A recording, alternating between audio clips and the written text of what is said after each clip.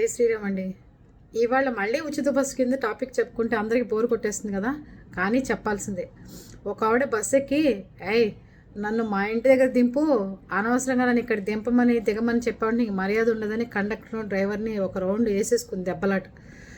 తగాదా పెద్దగా పెట్టేసుకుంది. అక్కడ ఉన్న వాళ్ళు చెప్పారు, పోన్లేరా బాబు దాన్ని ఎలాగోలా దింపంటారా, మేము ఎక్కే టైం అవుతుంది అని పక్కనున్న జనం మాట్లాడుతున్నా ఆవిడెక్కడ కాంప్రమైజ్ అవ్వకపోగా దిగను, మా ఇంటి దగ్గర దింపు. సరే మీ ఇల్లు ఎక్కడో చెప్పు, నువ్వు పోనీ నేను చెప్తాను.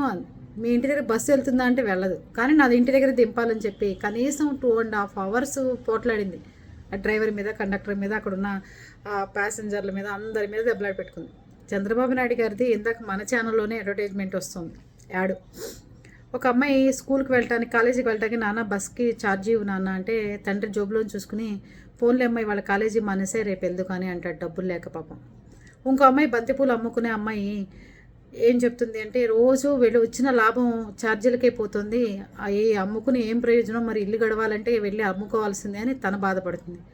ఇంకో ఆవిడ అమ్మని చుట్టానికి వెళ్ళాలంటే 200-300 అయిపోతూ ఉంటాయి, ఎక్కడికి వెళ్తాం, ఇబ్బంది అవుతుంది అనుకుని బాధపడుతుంటుంది. ఇలాంటి వాళ్ళందరి కోసం ఈ ఉచిత బస్సు అనేది ఏర్పాటు చేశారు. అంతేగాని పని పాట లేకుండా ఊరికే గొడవ పెట్టుకోవడానికి, మైసూర్ వెళ్ళి టిఫిన్ తినడానికి, ఇంకో ఏరియాకి వెళ్ళి ఇంకోటి తినడానికి కాదు బస్సులు పెట్టింది. చదువుకునే పిల్లలకి, మహిళలు ఎవరైనా ఉంటే పాపం ఇంటి పట్టిన పెద్దవాళ్ళని ఇంటి చూసుకోవడానికి, చక్కగా పెద్దవాళ్ళు ఎవరైతే ఉన్నారో వాళ్ళు చక్కగా ఏదైనా వాళ్ళ హాస్పిటల్కి కానీ వాటికి కానీ వెళ్ళడానికి చేతి ఖర్చులకి డబ్బులు పడకుండా ఉంటాయని ఈ పథకం పెట్టారు.